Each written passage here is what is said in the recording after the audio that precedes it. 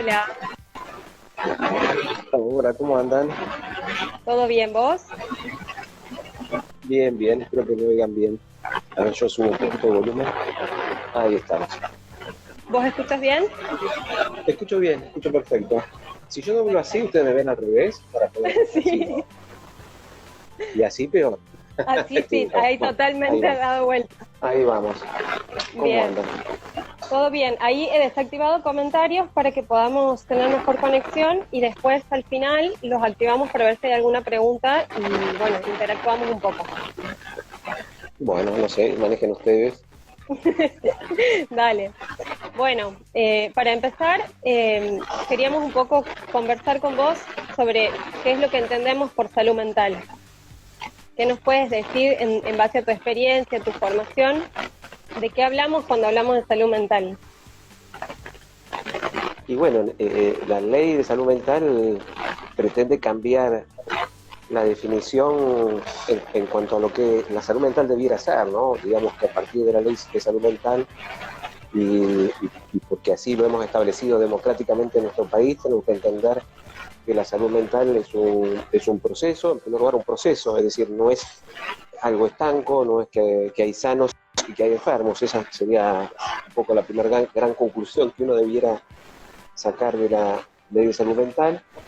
Y que ese proceso no es un proceso biológico o médico, sino que es un proceso que está determinado por lo biológico, por lo social, por lo histórico, por lo psicológico, por lo económico, digamos, por todas las variables que atraviesan la vida de un ser humano y fundamentalmente, como también dice la ley de salud mental, está vinculado a la concreción de los derechos humanos y sociales de cada persona, ¿no? Esto por un lado, digamos, ¿no? Digamos que esa es la definición de la ley de salud mental. Y es la gran pelea, digamos, ¿no? Transformar lo que históricamente ha sido un poco una subespecialidad, si se quiere, de la medicina, un campo de intervención de la medicina, con la colaboración de otras disciplinas, pero en términos secundarios, entender que si la salud mental de una persona es un proceso que se construye con todas estas variables que lo atraviesan, entonces necesitamos distintas disciplinas que se puedan ocupar de estudiar esa y de trabajar y de intervenir sobre esa complejidad, ¿no? Y después uno podría decir que la salud mental es un ideal, digamos, ¿no? No existe tal cosa como una salud absoluta. El ser humano siempre está atravesado por el conflicto, por el padecimiento, por la falta. Por lo tanto, en todo caso, es un horizonte, es un ideal que ya, bueno, Freud lo dijo de una manera muy sencilla, ¿no? Que tiene que ver con la capacidad de amar y de trabajar. Yo lo agregaría de amar y de trabajar de la manera más cercana posible al deseo de cada uno, a las elecciones que puede hacer cada uno, ¿no? Así que yo diría eso más o menos de la salud mental. Y es un montón y está buenísimo. Leo, antes de que sigamos, me piden las chicas que veamos si se puede sacar los auriculares porque se escucha una interferencia. No sé si vos la escuchas. No, a ver, lo que vamos a intentar es, a ver. Ahí, ¿ustedes me escuchan mejor? Sí, perfecto. Yo te escucho perfecto. Bueno, Se escuchaba como si raspara en la ropa o algo así. a ver, ¿pero se llegó a escuchar? Sí, sí, sí. Bueno. Buenísimo. Bueno, retomando.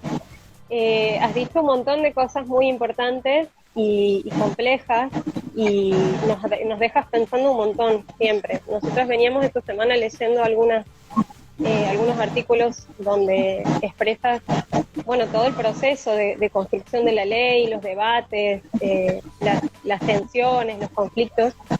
Y me gustaría que podamos pensar o que nos puedas explicar un poquito más sobre esta condición social, de, de articulación social de la salud mental, es decir, cómo es que la salud mental es determinada de alguna manera o condicionada por las condiciones sociales de las personas. Si no es algo Bueno, ahora puntual.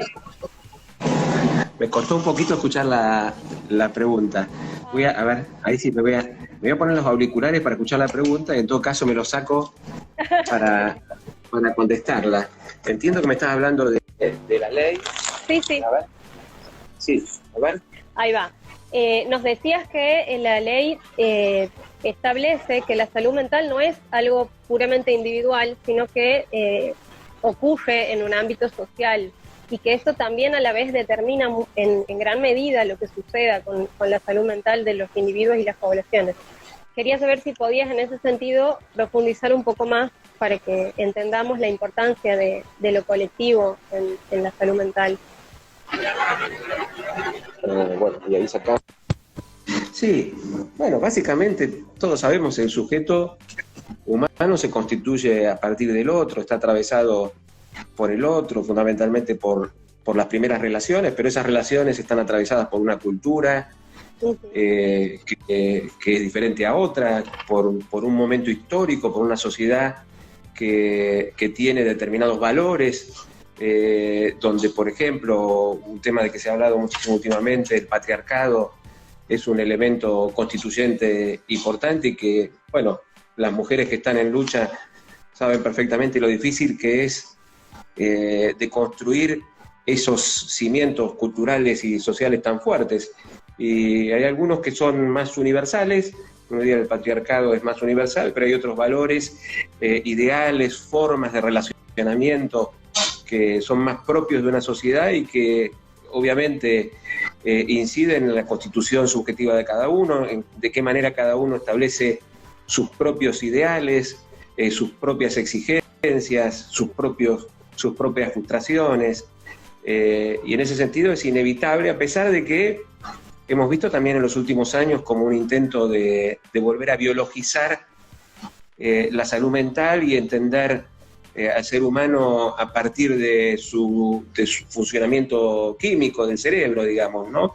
Y creer y pretender que cuanto más conozcamos el cerebro y su funcionamiento, más vamos a poder conocer a las personas o intervenir sobre los comportamientos, intervenir sobre los sentimientos y en última instancia curar enfermedades, ¿no?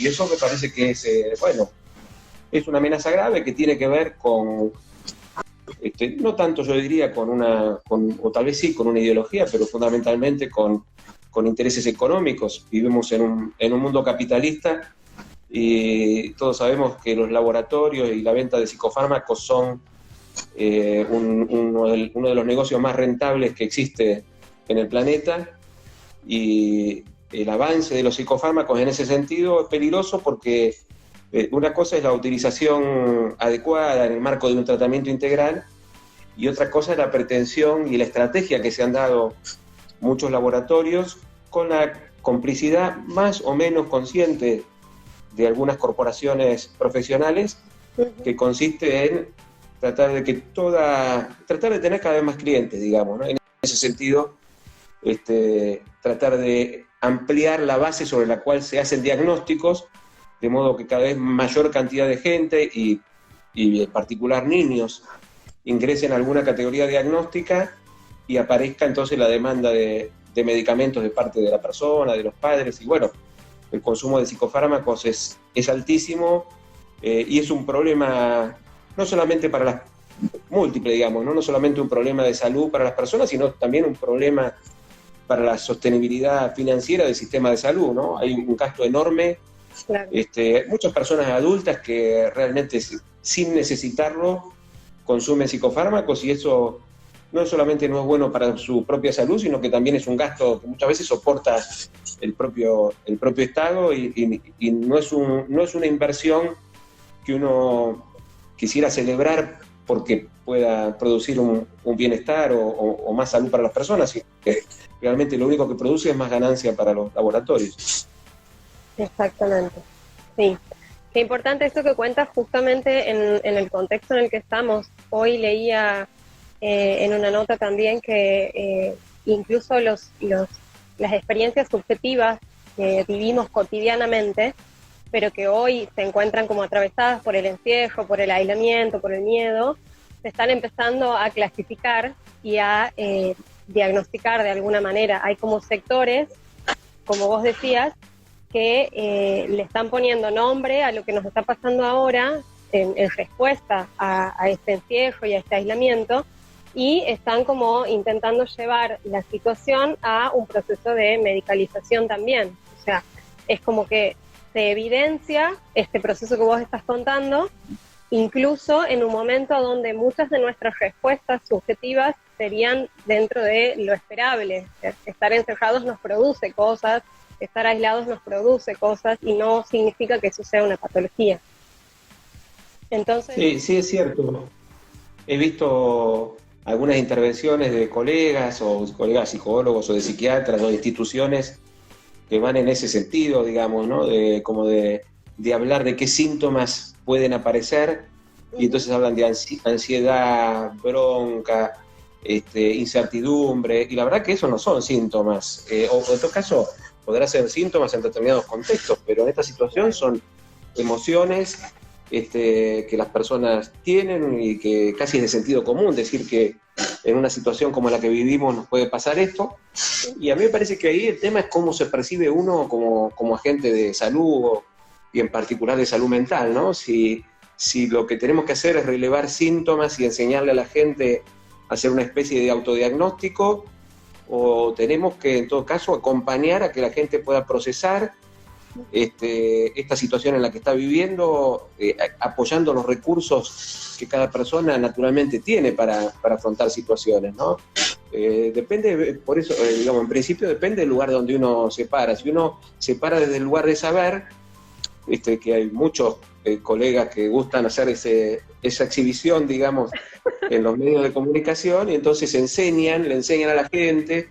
Y además, el otro día lo hablábamos a raíz de una intervención de Alicia Stolkiner, que yo la felicitaba porque ella, en la mesa que hace el Ministerio de Salud todas las mañanas, tuvo una intervención muy interesante, precisamente por no hablar de síntomas, ¿no? Sino de emociones que la gente tiene. Y yo le decía que a mí me parece que también está esa tendencia medio narcisista de imaginar que, bueno, ahora todo el mundo nos va a necesitar, digamos, ¿no?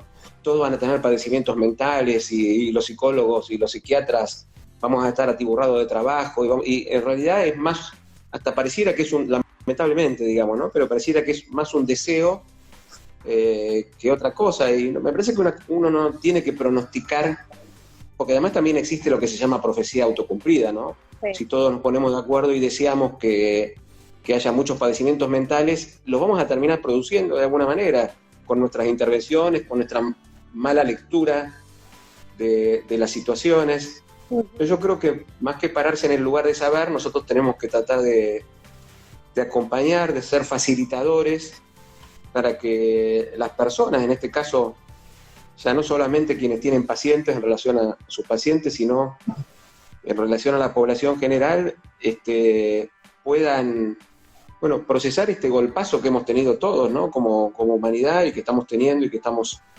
transitando de la mejor manera posible, ¿no? Y de la mejor manera posible es tratando de que la angustia no nos desborde, y tratando también que la negación no nos aplane, por decirlo de o sea, ni que la angustia nos desborde y nos impida pensar y actuar y nos paralice, ni tampoco que usemos mecanismos de defensa que anulen la angustia, pero que nos expongan a un peligro real, digamos, ¿no? Me parece que ahí en el medio es donde nosotros tenemos que poder trabajar, ayudando a dosificar esa angustia, por advertir la situación de crisis y de riesgo que estamos transitando, y a partir de acompañar en ese proceso de dosificar la angustia, ayudar a que cada uno encuentre la manera de cuidarse y de transitar una situación de incertidumbre como la que vivimos. Tal cual, sí, me parece importantísimo lo que nos estás diciendo, y bueno, retomar un poco. Vos si podrías hablar antes no te escuchaba, te voy a contar algo, les cuento a todos, que además de que estaba escuchando bajito, ahora me doy cuenta que estaba centrifugando el lavarropa acá. Y entonces, claro, ahora que dejó de centrifugar estoy un poco mejor, pero igual te escucho medio como bajo, a ver si vos podés. Bueno, dale. O acercarte al micrófono. Me acerco al micrófono y decime si lo escuchas mejor. Dale. Sí. Buenísimo. Bueno, siguiendo un poco en la línea de esto que nos está pasando, te queríamos preguntar cómo ves que esto está afectando a las infancias y adolescencias, sobre todo, entendiendo que, bueno, el encierro es algo que iría en contra de lo que esperamos para su desarrollo, de que puedan socializar, tener amigos, y eso hoy se ve como limitado. ¿Qué opinión tienes? ¿Cómo la ves a la situación? Y qué es lo que podrías decirle a los padres, a las mamás también, sobre cómo ir acompañando esta fase? Sí, yo imagino que los niños y los adolescentes son los más afectados por distintas razones. Los chicos que prácticamente no podían salir ni con una bolsita de supermercado, por lo menos, y así sigue siendo prácticamente en Ciudad de Buenos Aires. En las provincias se fue dando otra situación. Y los adolescentes, bueno, nada, con solo recordar cuando uno fue adolescente, tener que quedarse encerrado con los padres debe ser como una de las peores torturas que a uno le pueden pasar, y viceversa, ¿no? Para los padres también ha de ser así. Yo no he trabajado en mi carrera con niños y con adolescentes. Tal vez ustedes tengan como más idea de lo que está pasando en este momento, pero es cierto que los chicos, yo entiendo que les afecta muchísimo el no poder compartir con sus amigos, el perder ese espacio de socialización que es la escuela, y en ese sentido me parece que el Ministerio de Educación de la Nación actuó como muy bien, muy rápido, y a pesar de que pasan cosas, ¿no? Porque uno ve que hay como muchos que están lidiando con la tecnología o con las exigencias de la escuela en la casa. Me parece que claramente no es un momento para exigir, pero sí me parece valioso que el sistema educativo intente, cuando nunca lo ha hecho hasta ahora, y venimos muy retrasados en ese sentido, intente por lo menos tener una presencia con la familia, con los chicos. Me parece que eso es muy valioso. Y bueno, se han dado recomendaciones desde el Ministerio de Salud de la Nación, la provincia de Buenos Aires lo ha hecho también, para los padres respecto de cómo afrontar esta situación con los niños, cómo tratar de, en la medida que los chicos puedan ir preguntando y entendiendo, explicarles, sin mentirles, pero también de acuerdo a la capacidad de comprensión que ellos puedan ir teniendo, cómo es la situación. Y los chicos suelen ser, a veces uno tiene como una falsa idea, y los chicos suelen hasta captar mucho más profundamente lo que está pasando en un momento determinado que los adultos, ¿no? Entonces hay que poder hablar con ellos, hay que dejar que se expresen, y que ellos, esto es importante, escucharlos, acompañarlos, dejar que se expresen para que ellos mismos vayan procesando de acuerdo a la edad, digamos, algunos a través del juego, otros a través de los dibujos, otros a través de los más grandes, bueno, hablando o con expresiones artísticas, puedan procesar esta situación que estamos viviendo. Como yo decía el otro día, escribí un artículo pensando junto con otros, uno siempre piensa junto con otros, ¿no? Pero lo más complicado a veces no es tanto estar encerrado en un lugar físico, sino en un tiempo, ¿no? En una temporalidad, porque como que quedó la temporalidad suspendida. Uno vive siempre con algún horizonte y con algún proyecto de lo que quiere hacer, de lo que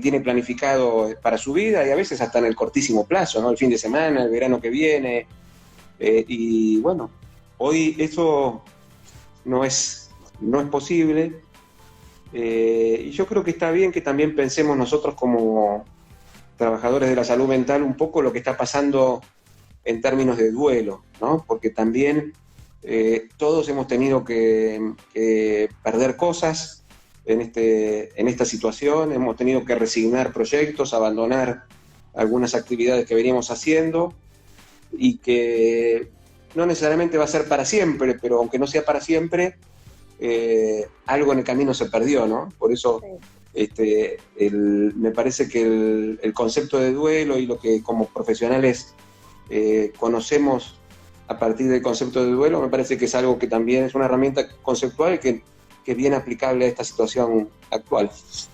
Sí. Voy a prender la luz acá a ver si se ve un poco. Ahí estamos, más todavía. Buenísimo.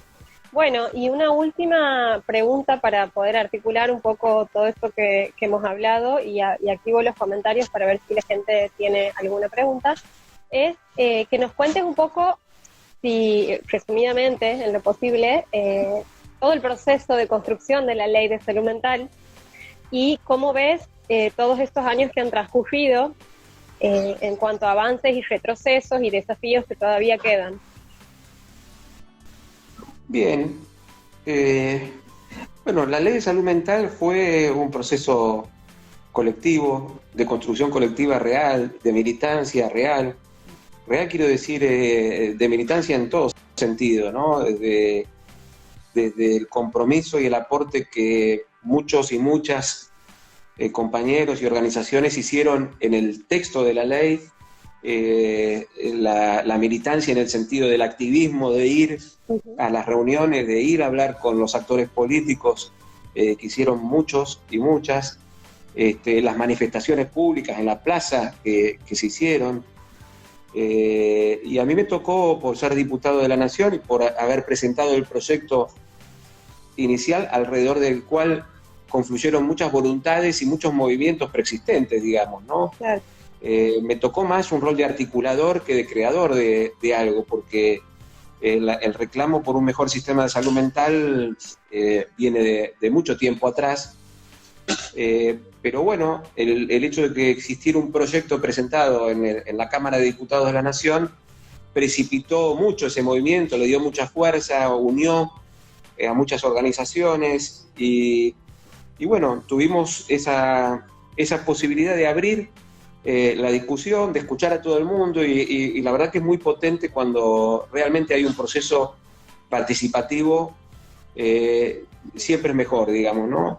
El texto de la ley es mejor construido colectivamente, las posibilidades de avanzar son mejores. Seguramente no todos quedaron conformes con cómo quedó el proyecto final, pero todos acompañaron porque sintieron que fueron escuchados y que pudieron participar. Y bueno, una de las cosas que yo siempre remarco y les cuento a los jóvenes que por ahí no vivieron ese proceso de cerca es que la ley de salud mental es mucha más hija de los movimientos de derechos humanos que de la militancia por la salud, ¿no? Desde el impulso que el CES le venía dando al tema de la salud mental con una investigación que fue muy importante en ese momento, que fue Vidas Arrasadas, que se metió dentro de los hospitales psiquiátricos y que describió y le sacó el velo a lo que estaba pasando allí.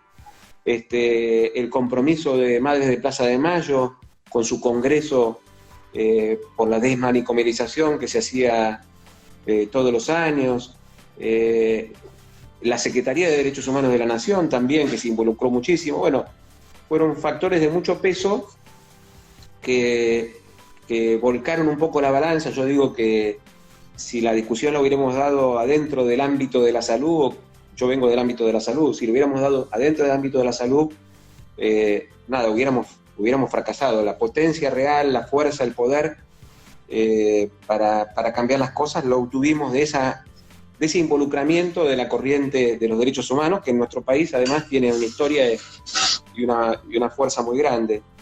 Y dimos esa discusión, tuvimos muchos aliados y tuvimos algunos adversarios, digamos, que participaron, pero siempre oponiéndose a la ley, con la idea de que dos cosas centralmente, digamos, ¿no?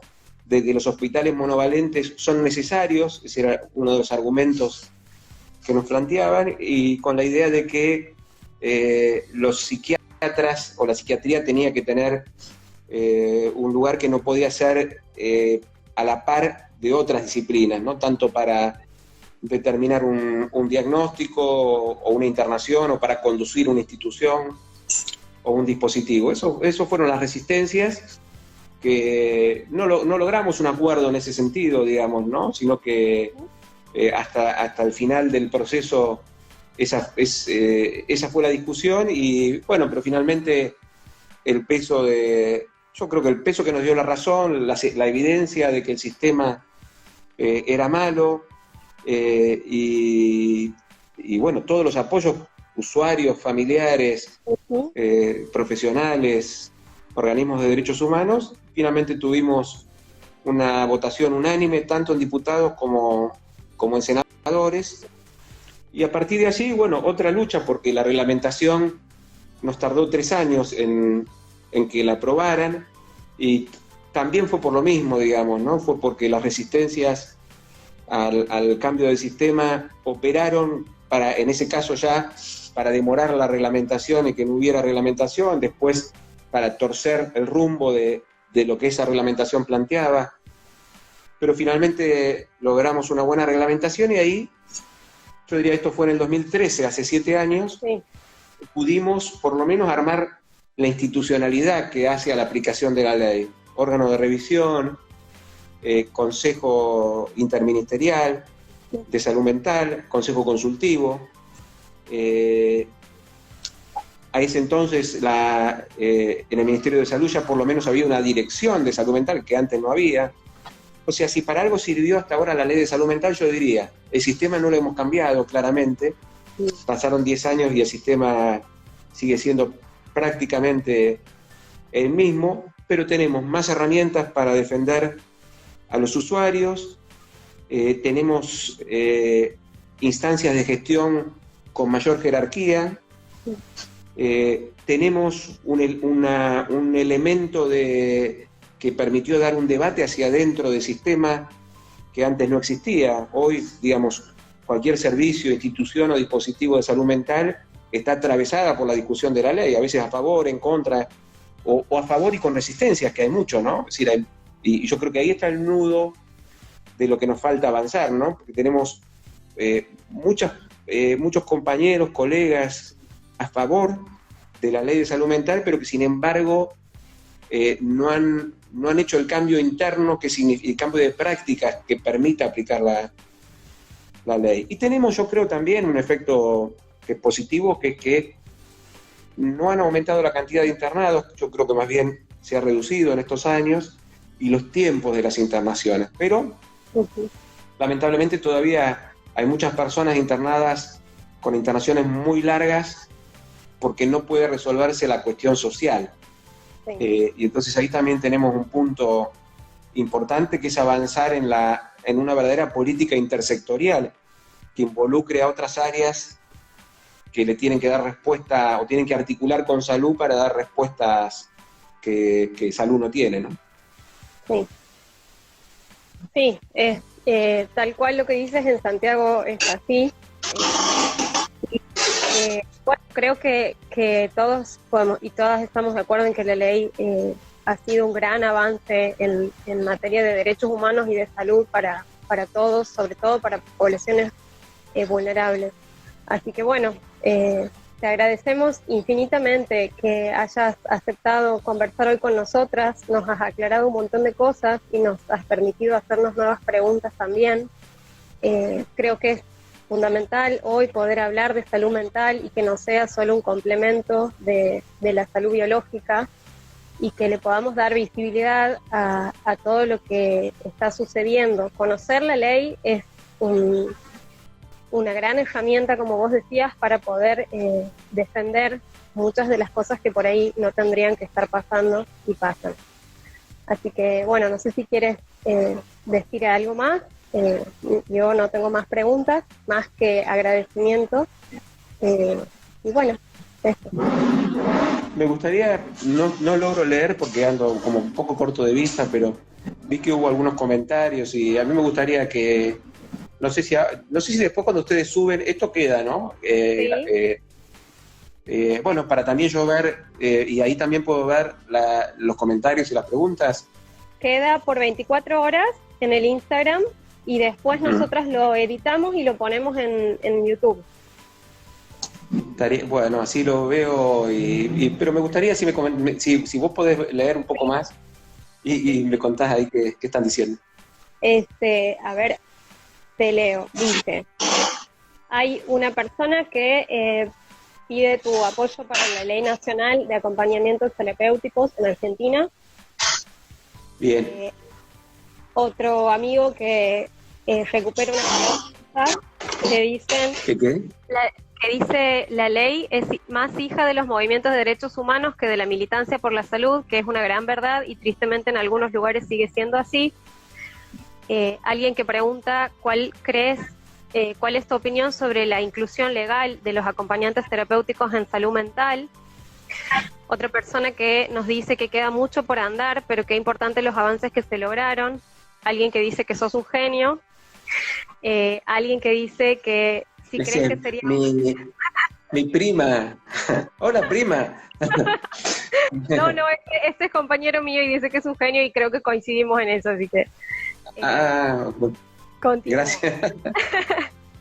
¿Crees que sería bueno que Alberto hable a niños y niñas, que haga un discurso para ellos?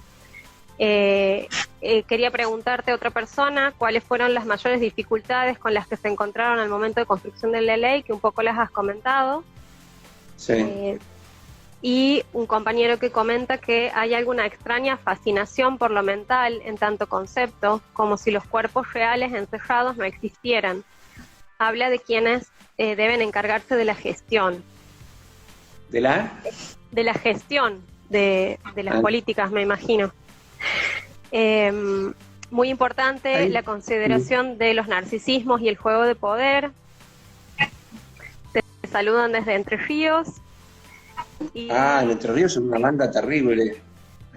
Terrible Entre Ríos, la movida de la salud mental. Siempre es una de las provincias con más movida de salud mental, ¿eh? Bueno, no soy Santiago del Estero, no quiero ofenderlo, digamos, no sé. Pero Entre Ríos tiene una movida fuerte. De acompañantes terapéuticos me gustaría decir claramente que sí, que consigo que es una tarea fundamental en la aplicación de la ley de salud mental, porque el nacimiento mismo de la figura del acompañante terapéutico tiene que ver con romper un poco la lógica del encierro, del aislamiento, y ahí vinculado al acompañar un proceso terapéutico, como su propio nombre lo indica, ¿no? Y yo creo que a partir de la sanción de la Convención de los Derechos de las Personas con Discapacidad, la modificación de nuestro Código Civil, que crea la figura de los apoyos para el ejercicio de la capacidad jurídica, los acompañantes terapéuticos tienen ahí un rol muy, muy importante y hasta yo diría de fortalecer, pero también repensar su rol, ya no tanto como auxiliar de un profesional en el sentido de acompañar una terapia, sino como apoyo de una persona para que pueda tomar sus propias decisiones, ¿no? Que es lo que plantea la Convención de Discapacidad. Así que en los últimos años ha habido con distintos niveles de formación, eso es cierto también, ¿no? Y hay que revisarlo y fortalecerlo, pero ha habido muchas personas que han estudiado y que se han recibido como acompañantes terapéuticos y son personas con una vocación, con un entusiasmo y además ahí sí, digamos, 100% a favor de la ley, creo yo, y entonces tenemos ahí un potencial transformador muy importante, ¿no? Así que yo rebanco, el otro día fue el día de los acompañantes terapéuticos, así que bien, sí, hay que fortalecer eso. Y después no sé qué otra, si hay alguna otra preguntita, yo había escuchado otra pero se me olvidó. Preguntas, no, era sobre el proceso de construcción. Comentarios. De la ley, habían sido los obstáculos, que lo habíamos hablado. Y hablaban de la gestión, ahí, yo también quería decir,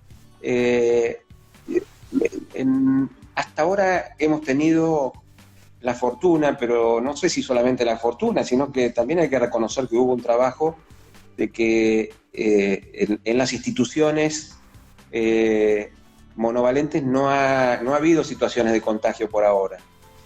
Y esto creo que, bueno, también hay que verlo como que se ha reaccionado, por lo menos se han tomado medidas, se ha reaccionado, pero claramente, digamos, enfrentar desde la salud mental una situación como esta, venimos de un subsuelo muy importante también, porque un modelo centrado en el hospital monovalente nunca es un buen sistema para enfrentar este tipo de crisis que atraviesa toda la comunidad.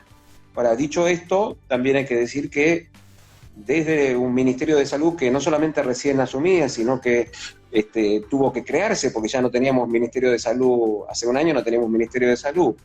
Creo que tanto el ministro, que es más público, digamos, y es más claro el rol que ha tenido este tiempo, pero también de la Dirección Nacional de Salud Mental, hubo como un rápido ponerse a tono con la situación, convocar a las provincias, convocar expertos, ha habido una apertura y se han generado documentos y recomendaciones tanto para las instituciones como para la población en general, que me parece que son valiosas, y es mucho lo que se hizo considerando el punto de partida, ¿no? Así que yo, en ese sentido, también valoro a los compañeros que están en la gestión política.